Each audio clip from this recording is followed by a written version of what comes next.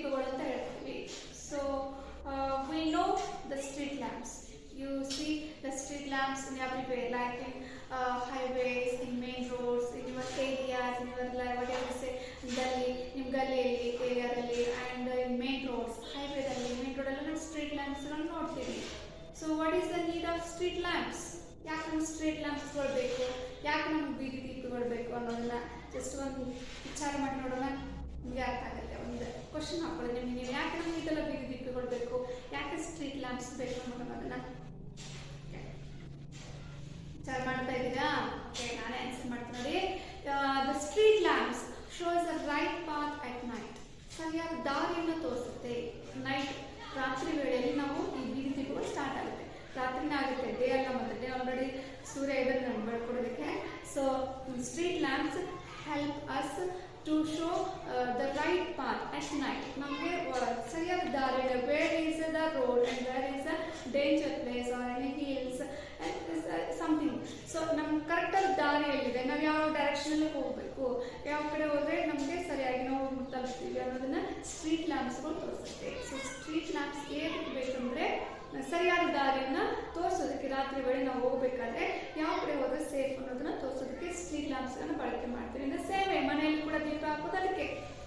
Light ಹಚ್ತೀವಲ್ಲ, ಎಲ್ಲ ವಸ್ತುಗಳು ಕಾಣಬೇಕು ಸರಿಯಾಗಿ, ಮನೆಯಲ್ಲಿ ಕರೆಕ್ಟಾಗಿ ಮನೆಯಲ್ಲಿ ಕೂಡ ಲೈಟ್ಗಳನ್ನು ಬಳಕೆ ಮಾಡ್ತೇವೆ. ಇನ್ನು ಸೇಮ್ ವೇ ಸ್ಟ್ರೀಟ್ ಲ್ಯಾಂಪ್ಸ್. ಅದೇ ಥರದಾಗಿ ಲೈಟ್ ಹೌಸ್ ಕೂಡ ಬರುತ್ತೆ. ಸೊ ಲೈಟ್ ಹೌಸ್ ಅಂದ್ರೆ ಏನು, ಇದು ಎಲ್ಲಿ ಬರುತ್ತೆ ಅನ್ನೋದು ಈ ಫಸ್ಟ್ ಲೆಸನ್ ಅಲ್ಲಿದೆ. And it was very interesting story. And this is a conversation between father and son.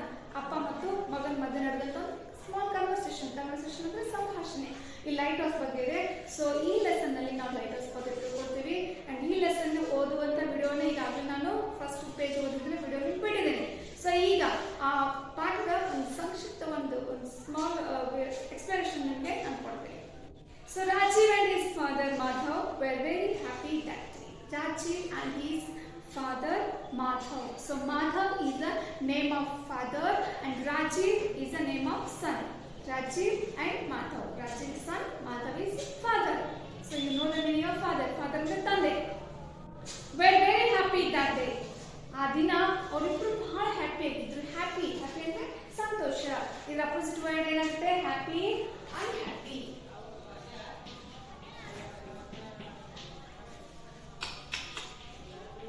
Sometime ಹ್ಯಾಪಿಗೆ sad ಅಂತಲೂ ಕೂಡ ಬಳಕೆ ಮಾಡ್ತಾರೆ. ಅನ್ಹ್ಯಾಪಿ ಅನ್ಬೋದು ಆರ್ ಸ್ಯಾಡ್ ಅಂದ್ರೆ ದುಃಖ, ಅದನ್ನು ಕೂಡ ಬಳಕೆ ಮಾಡ್ಬೋದು. ಸೊ ದಟ್ ಡೇ, ಆ ದಿನ ಅವರಿಬ್ಬರು they were both very happy. Why?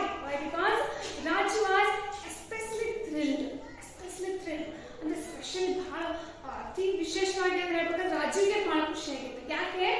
Thrilled ಅಂದ್ರೆ ಎಕ್ಸೈಟ್ಮೆಂಟ್ ಅಂತ ಹೇಳ್ತಿದ್ದಾರೆ, ರೋಮಾಂಚನಗೊಳ್ಳೋದು. ಫಾರ್ ಎಕ್ಸಾಂಪಲ್ ಸಡನ್ಲಿ ಬರ್ಡೇಗೋ ಅಥವಾ ಏನೋ ಫೆಸ್ಟಿವಲ್ಗೋ ನಿಮ್ಮ ಫಾದರ್ ಏನಾದ್ರು ಗಿಫ್ಟ್ ತಂದ್ಕೊಟ್ರೆ ಸಡನ್ಲಿ ತೋರಿಸಿದ ತಕ್ಷಣ ವಾವ್ ಅಂತ ಒಂದು ಫೀಲಿಂಗ್ ಅನ್ನ ಸಡನ್ ಎಕ್ಸ್ಪ್ರೆಷನ್ ಕೊಡ್ತಿರಲ್ಲ, that is called thrill, excitement. Or ನೀವೇನಾದ್ರೂ ತಾಜ್ ಮಹಲ್ ನೋಡಿದಾಗಲೋ ಅಥವಾ ಸಮಥಿಂಗ್ ಏನೋ ನ್ಯೂ ಪ್ಲೇಸ್ ನೋಡಿದಾಗ wow, you will show your expression like wow, so beautiful. So ಈ ರೀತಿ ಏನು ರೋಮಾಂಚನ ಆಗ್ತಿಲ್ಲ, ಅದಕ್ಕೆ ಥ್ರಿಲ್ ಅಂತ ಹೇಳ್ತೀವಿ. ಸೊ ಬಿಕಾಸ್ ಯಾಕೆ ಅವತ್ತು ರಾಜು ಅಷ್ಟು ಖುಷಿಯಾಗಿದ್ದ, ರೋಮಾಂಚನ ಆಗಿದ್ದ ಅಂದ್ರೆ his father would take him out visit to the light house. ಅವ್ರ ತಂದೆ ಅವತ್ತವನ್ನ ನನಗೆ ಲೈಟ್ ಹೌಸ್ ಅಂದ್ರೆ ಏನು ಅನ್ನೋದನ್ನ ತೋರಿಸ್ಕೊಂಡು ಬರ್ತೀನಿ, ಅದಕ್ಕೋಸ್ಕರ ಕರ್ಕೊಂಡು ಹೋಗ್ತೇನೆ ಅನ್ನೋದಕ್ಕೋಸ್ಕರ ಅವತ್ತು ರಾಜುವಿಗೆ ಬಹಳ ಖುಷಿಯಾಗಿತ್ತು. So you know the reason for Raju's happiness. Raju ಯಾಕೆ ಖುಷಿಯಾಗಿದ್ದ? Because his father would like to take him to the light house. Light house ಅಂತ ತೋರಿಸಿದ್ರು, ಅವ್ರ ತಂದೆ ಕರ್ಕೊಂಡು ಹೋಗ್ತಾ ಇದ್ರು, ಅದಕ್ಕೋಸ್ಕರ Raju was very happy. Next, they started out in the evening by 5 PM. They started out. Start ಅಂದ್ರೆ ಪ್ರಾರಂಭ ಮಾಡಿದ್ರು ಹೋಗೋದಕ್ಕೆ. Start opposite word end. Start ಅಂದ್ರೆ ಪ್ರಾರಂಭ ಮಾಡೋದು, ಎಂಡ್ ಅಂದ್ರೆ ಕೊನೆ ಆಗೋದು. ಎಂಡ್ ಅಂದ್ರೆ ಹೇಳ್ತಿಲ್ಲ. Okay, so they started at by 5 PM. 5 ಗಂಟೆಗೆ ಅವರು ಸಾಯಂಕಾಲ ಹೊರಡೋದಕ್ಕೆ ರೆಡಿ ಆಗ್ತಾರೆ. And reach the shore by 6 PM.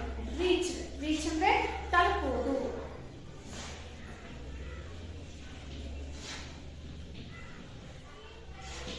So reach ಇದು ಪ್ರೆಸೆಂಟ್ ಟೆನ್ಸ್ ಇದೆ, ರೀಚ್ ಅನ್ನೋದು ಪಾಸ್ಟ್ ಟೆನ್ಸ್ ಇದೆ. ಈ ಲೆಸನ್ ಅಲ್ಲಿ ನೀವು ಹೈಯೆಸ್ಟ್ ವರ್ಬ್ಗಳನ್ನ ಪಾಸ್ಟ್ ಟೆನ್ಸ್ ನಲ್ಲಿ ನೋಡ್ತೀರಾ, ಅಂದ್ರೆ ಭೂತಕಾಲದ ರೂಪದಲ್ಲಿ ವರ್ಬ್ಗಳನ್ನ ಜಾಸ್ತಿ ನೋಡ್ತೀವಿ. ಸೊ ಈ ಟೆನ್ಸಸ್ ಬಗ್ಗೆ ನಾನು ನೆಕ್ಸ್ಟ್ ಮತ್ತೊಂದು ವಿಡಿಯೋದಲ್ಲಿ ನಿಮ್ಗೆ ಹೇಳ್ತೀನಿ. And they reached the shore by 6 p.m. Sure ಅಂದ್ರೆ ಇಲ್ಲಿ ದಡ ಅಂತ ಬರುತ್ತೆ. ಸಿ ಅಂದ್ರೆ ಸಮುದ್ರ, ಸಿ ಶೋರ್ ಅಂದ್ರೆ ಸಮುದ್ರದ ದಡ. ಸಮುದ್ರದ ದಡವನ್ನ ಅವ್ರು ಹೋಗಿ ಸೇರಿದಾಗ ಎಷ್ಟು ಗಂಟೆ ಆಯಿತು? Evening 6 p.m. ಅಂದ್ರೆ 6 ಗಂಟೆ ಆಗಿತ್ತು. Madhav pointed out to the lighthouse in the distance. Madhav means father. Pointed out ಅಂದ್ರೆ ತೋರಿಸೋದು. ಈ ರೀತಿ ಕೈ ಮಾಡಿ ತೋರಿಸೋದಕ್ಕೆ pointed out ಅಂತ ಹೇಳ್ತೀವಿ. See, I am pointing here words. ನಾನು ಇಲ್ಲಿ ಶಬ್ದಗಳನ್ನು ತೋರಿಸ್ತಾ ಇದ್ದೀನಿ. ಸೊ ಈ ರೀತಿ ಅಲ್ಲಿ ಮಾಧವ್ ಕೂಡ ತನ್ನ ಮಗ ರಾಜುವಿಗೆ ಪಾಯಿಂಟೆಡ್ ದ ಲೈಟ್ ಹೌಸ್ ನ ತೋರಿಸ್ತಾನೆ. And said it was a tall, strong building in the shape of a tower with powerful lights at the top. See, what is lighthouse? Lighthouse means it was a tall, strong building. Tall ಅಂದ್ರೆ ಎತ್ತರ. So the opposite short ಅಂತ ಆಗುತ್ತೆ. Tall, short.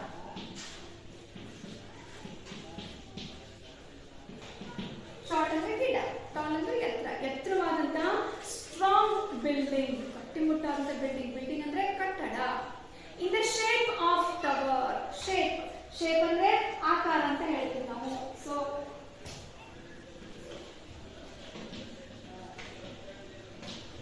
ಯಾವ ಆಕಾರದಲ್ಲಿದೆ ಅದು building ಹಾಗಾದ್ರೆ? Tower ಅಂದ್ರೆ ಇಲ್ಲಿ ನೋಡಿದ್ರಿಲ್ಲ, ಎತ್ತರವಾದ ಉದ್ದನೆ ಕಂಬ ತರ ಇರುತ್ತಲ್ಲ, ಈ ಮೊಬೈಲ್ ಟವರ್ ಎಲ್ಲ ನೋಡ್ತೀವಲ್ಲ ಆ ತರನಾಗಿ ಒಂದು ನಿಮ್ಗೆ ಇಮೇಜ್ ಟೆಕ್ಸ್ಟ್ ಬುಕ್ ನಲ್ಲಿ ಕೊಟ್ಟಿದ್ದಾರೆ. ಅಂಡ್ ಲೈಟ್ ಹೌಸ್ ಸಂಬಂಧಪಟ್ಟ ನಾನು ಕೂಡ ಒಂದು ಇನ್ನೊಂದು ವಿಡಿಯೋವನ್ನು ಬಿಡ್ತೀನಿ ಯಾವ ರೀತಿ ಇರುತ್ತೆ ಲೈಟ್ ಹೌಸ್ ಅನ್ನೋದನ್ನ.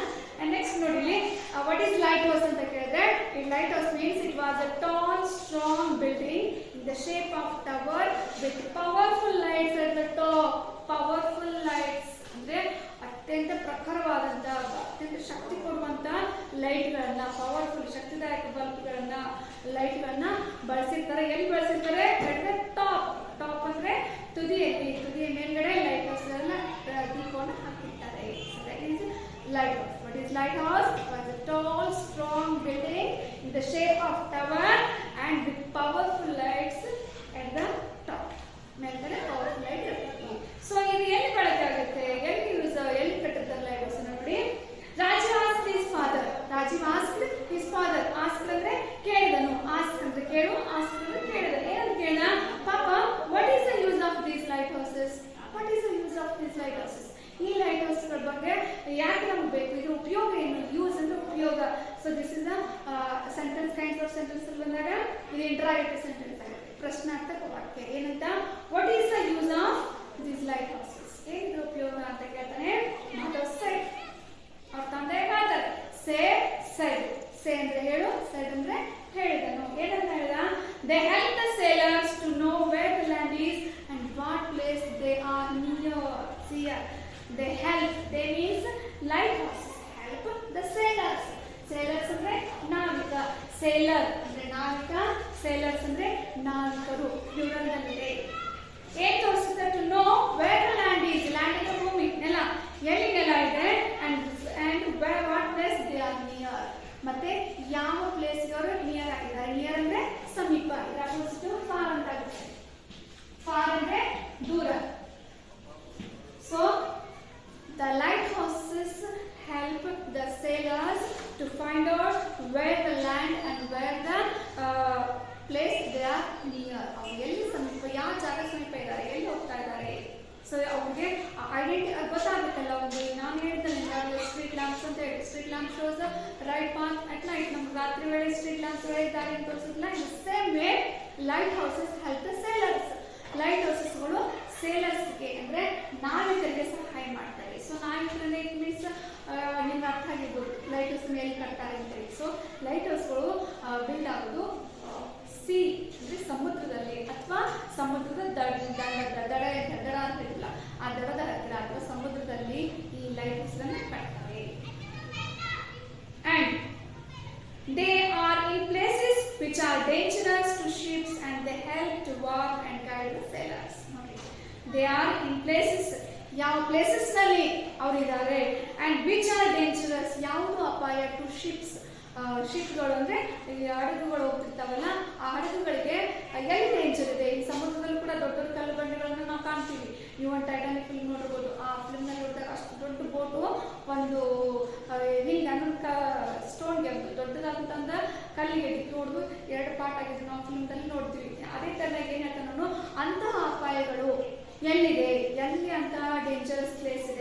ಅನ್ನೋದು ಬಗ್ಗೆ warn and guide the sailors. Warn ಮಾಡುತ್ತೆ, ಅಲ್ಲಲ್ಲಿ ಬೋರ್ಡ್ಗಳು ಹಾಕಿರ್ತಾರೆ, ಇನ್ನು ನದಿ ದಂಡೆಗೆ ಹೋಗಬಾರ್ದು ಅಪಾಯ ಇದೆ ಬೋರ್ಡ್ ಹಾಕಿರ್ತಾರಲ್ಲ, ಅದೇ ತರನಾಗಿ ಅಲ್ಲಿ ಬೋರ್ಡ್ ಹಾಕಿದ್ದನ್ನ ವಿದ್ಯುತ್ ಲೈಟ್ ಹೌಸ್ ಹೋಗ್ಲಿಕ್ಕೆ ತಿಳ್ಕೊತಾರೆ, ಈ ಕಡೆ ನಾನು ಹೋಗ್ಬಾರ್ದು, ಇಲ್ಲಿ ಡೇಂಜರ್ ಇದೆ ಅಂಡ್ ಇಲ್ಲಿ ನಿಯರ್ ಇದೆ, ನಾನು ಈ ಕಡೆ ಹೋಗ್ಬೇಕು ಅನ್ನೋದನ್ನ ಅರ್ಥ ಮಾಡ್ಕೊಳ್ಳೋದಕ್ಕೆ ದ ಲೈಟ್ ಹೌಸ್ ಸೆಲರ್ಸ್ಗೆ ಹೆಲ್ಪ್ ಆಗ್ತದೆ. So you know the use of light house. Light house ಯಾಕೆ ಬೇಕು ಅಂದರೆ it shows the right direction to the sailors. Where is the land and which place they are near. ಯಾವ ಸಮೀಪ, ಯಾವ place ಸಮೀಪ ಇದ್ದಾರೆ ಅಂಡ್ ಯಾವುದು ಅಪಾಯ ಇದೆ ಅನ್ನೋದನ್ನ ಡೈರೆಕ್ಷನ್ ಅನ್ನ ಲೈಟ್ ಹೌಸ್ ಅವ್ರಿಗೆ ಕೊಡುತ್ತೆ. Rajiv asked, but what about those days when there was no electricity? No, she is very clever boy. ಅವನ ತಂದೆ ಕೇಳ್ತಾನೆ, ಈಗಿನ ಲೈಟ್ ಹಾಕಿದ್ದಾರೆ, but what about those days, ಆ ದಿನಗಳಲ್ಲಿ ಏನ್ ಮಾಡ್ತಾ ಇದ್ರು, ವೇರ್ ಇಸ್ ನೋ ಎಲೆಕ್ಟ್ರಿಸಿಟಿ, ವಿದ್ಯುತ್ತನ್ನೇ ಕಂಡಿರ್ತಿರ್ಲಿಲ್ಲ, ಇನ್ ದಾಟ್ ಡೇಸ್ ಅವ್ರು ಏನ್ ಬಳಕೆ ಮಾಡ್ತಾ ಇದ್ರು ಅಂತ ಪ್ರಶ್ನೆ ಮಾಡ್ತಾನೆ. ಸೊ ಸೇಮ್ ಕ್ವಶನ್ ನಿಮ್ಮ ಮೈಂಡ್ ಅಲ್ಲಿ ಬಂದಿರ್ಬೋದು. So what is the answer? We'll see here. ಮದಲ್ಲ ಆಫ್ಟರ್ ಮದವ್ ನಗ್ತಾನೆ, ನಗು ಬಂತು ಆ ತಂದೆಗೆ, ಯಾಕಂದ್ರೆ ಮಗ ಇಷ್ಟೊಂದು ಪ್ರಶ್ನೆಯನ್ನು ಕೇಳಿದ್ರು ನೋಡಿ ನಗು ಬಂತು. You are a clever boy, you are clever boy, ನೀನು ಚಾಣ ಹುಡುಗ. ಮೈ ಸನ್, ಮಗನೇ ನೀನು ಬಹಳ ಜನ. In olden days wood fires would be lit in high places on the shore. In olden days, ಹಳೆಯ ದಿನಗಳಲ್ಲಿ ವುಡ್ ಫೈರ್ಸ್, ವುಡ್ ಅಂದ್ರೆ ಕಟ್ಟಿಗೆ, ಕಟ್ಟಿಗೆಗೆ ಬೆಂಕಿಯನ್ನು ಹಚ್ಚಿ ಅವಾಗ ಏನ್ ಮಾಡ್ತಿದ್ರು, ಅಲ್ಲಿ ಯೂಸ್ ಮಾಡ್ತಾ ಇದ್ರು ಶೋರ್ದಲ್ಲಿ, ಸಮುದ್ರ ದಡದಲ್ಲಿ. ಲ್ಯಾಟರ್, ಅದರ ನಂತರ large number of candles were used with glass around them to keep out the wind. First ಕಟ್ಟಿಗೆಯಿಂದ ಪ್ರಾರಂಭ ಆಗುತ್ತೆ, ಕಟ್ಟಿಗೆಗೆ ಬೆಂಕಿಯನ್ನು ಹಚ್ಚಿ ಇದು ಮಾಡ್ತಾರೆ, ತುದಿಯಲ್ಲಿ ಕಟ್ಟಿಗೆ ಬೆಂಕಿ ಹಚ್ಚಿ ಇಡ್ತಾ ಇದ್ರು. ಆದ ನಂತರ large numbers of candle, candle ಅಂದ್ರೆ ಮೇಣಬತ್ತಿ, ದೊಡ್ಡ ದೊಡ್ಡ ಮೇಣಬತ್ತಿಗಳನ್ನ ಬಳಕೆ ಮಾಡಿಕೊಂಡು ಅಲ್ಲಿ ಬೆಂಕಿಯನ್ನು ಹಚ್ಚಿ ಇಡ್ತಾ ಇದ್ರು ಕ್ಯಾಂಡಲ್ಸ್ಗಳಿಗೆ. ಹೇಗೆ? ವಿತ್ ಗ್ಲಾಸ್ ಅರೌಂಡ್, ಆ ಕ್ಯಾಂಡಲ್ ಹಚ್ಚಿದ ಮೇಲೆ ಅದು ಗ್ಲಾಸ್ ರೌಂಡ್ ಆಗಿ ಹಾಕಿದ್ರು. Why? Because them to keep out the wind. Wind ಅಂದ್ರೆ ಗಾಳಿ, ಗಾಳಿ ತಾಗಿ ಆರದೇ ಇರಲಿಕ್ಕಾಗಿ ಮಧ್ಯ ಕ್ಯಾಂಡಲ್ಗಳನ್ನು ಹಚ್ಚಿ ಸುತ್ತಕ್ಕೆ ಗ್ಲಾಸ್ ಅನ್ನು ಹಾಕ್ತಾ ಇದ್ರು. So this is the situation before in olden days. Olden days ಅಲ್ಲಿ ಈ ರೀತಿಯಾಗಿ ಇತ್ತು. But now days they are using a powerful electric bulbs or electric lights. You know Rajiv, in those days before lighthouses were built, sailors who got lost in the sea had no way of getting back to land. You know Rajiv, ಗೊತ್ತಾ, in those days, ಯಾವ days ಅಲ್ಲಿ when there was no lighthouses, lighthouse ಇಲ್ಲದೆ ಇದ್ದಾಗ ಏನಾಗಿತ್ತು, the sailors, ಈ ನಾವಿಕರು lost in the C, ಎಷ್ಟೋ ಜನ ಸಮುದ್ರದಲ್ಲಿ ಹೋದವರು ಕಳ್ಕೊಂಡು ಬಿಡ್ತಾ ಇದ್ರು, ಏನೋ ಅಪಾಯ ಆಗಿ ಹೋಗ್ಬಿಡ್ತಾ ಇತ್ತು. And they were not getting back to land, ವಾಪಸ್ ಬರ್ತಾನೆ ಇರಲಿಲ್ಲ.